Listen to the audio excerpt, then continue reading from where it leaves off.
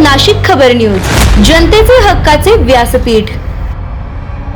अनुसूचित जातींच्या उपवर्गीकरणाच्या अंमलबजावणीसाठी नाशिक जिल्ह्यातील मातंग समाज आक्रमक झाला असून आज जिल्हाधिकारी कार्यालयासमोर धरणे आंदोलन आणि लक्षणीय उपोषण करण्यात आले। नाशिक जिल्हा समस्त मातंग समाजाच्या वतीने हे आंदोलन छेडण्यात आले। यावेळी समाजाच्या पदाधिकाऱ्यांसह मोठ्या संख्येने नागरिक उपस्थित होते।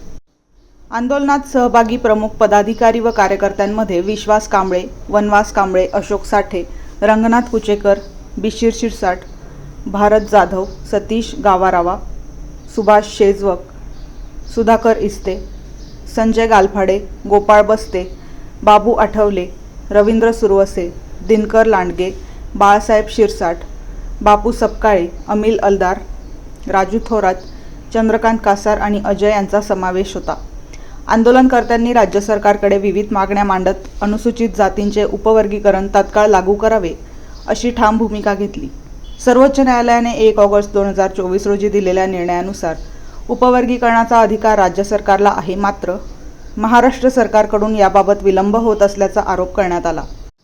तसेच निवृत्त न्यायाधीश अनंत मनोहर बदर समितीचा अहवाल मंत्रिमंडळाने स्वीकारूनही त्याची अंमलबजावणी न झाल्याने आंदोलनकर्त्यांनी संताप व्यक्त केला। मुख्य सचिव राजेश अग्रवाल यांच्या समितीकडून लवकरात लवकर निर्णय घेण्याची मागणीही यावेळी करण्यात आली।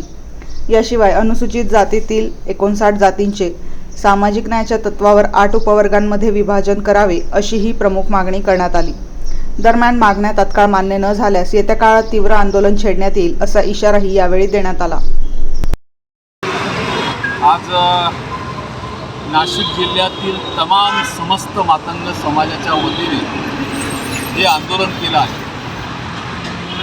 नाशिकमधून सक्षम कार्यकर्ता आणि सक्षम नेतृत्वांनी आज हे आंदोलन केलं आहे। या आंदोलनाला आमच्या लोककलावंतांनी सुद्धा पाठिंबा दिलेला आहे। या दृष्टीने आज सुप्रीम कोर्टाने जो निकाल दिला आहे की अनुसूचित जातीचं वर्गीकरण झालं पाहिजे आणि त्यानुसार प्रत्येक राज्याने कार्यवाही करावी आणि त्याचं अ-ब-कडं वर्गीकरण करावं, या संदर्भात आम्ही आजचं लाक्षणिक उपोषण आणि धरणं हे सरकारचं लक्ष वेधण्यासाठी केलेलं आहे। खऱ्या अर्थानं मातंग समाजाचा गेला 78-79 वर्षाचा इतिहास जर पाहिला, मी नाशिकमधलं उदाहरण देईल। इथल्या महिला स्मशानात जातात, प्रेताच्या राखेमधून उदरनिर्वाह करतात, आमोशा मागतात आणि कचरा वेचतात।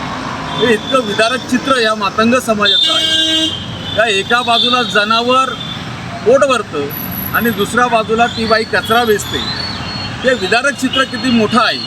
2026 एक बाई स्मशानात जाते आणि त्याच्यावर उपजीविका करते, आमोशा मागते, त्याच्यावर मिळालेलं जे कडधान्य आहे ते निकृष्ट दर्जाचं रोग्यावर उतरून दिलेलं असतं आणि त्याच्यावर उपजीविका करणे ही बाब अतिशय शोकांतिका करणारी आहे।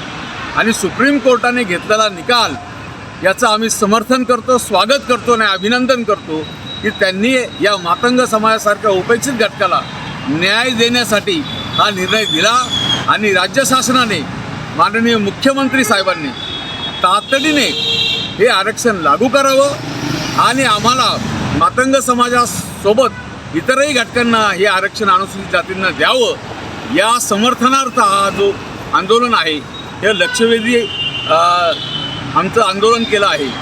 धरणे आंदोलन आहे, लाक्षणिक उपोषण आहे, या संदर्भात आम्ही केलेलं आहे।